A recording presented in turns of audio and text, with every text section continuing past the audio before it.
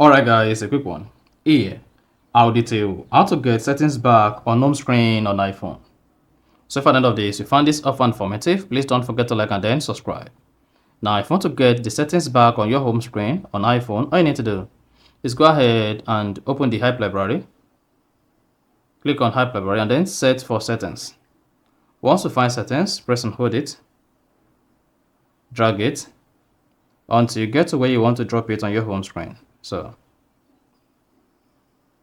alternatively, if you don't want to drag the home screen, all you need to do is go back to the Hype library, locate settings, press and hold it, then click on Add to home screen.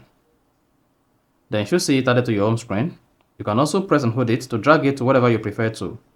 Place the settings on your home screen and then you are good. Then click on Done at top right.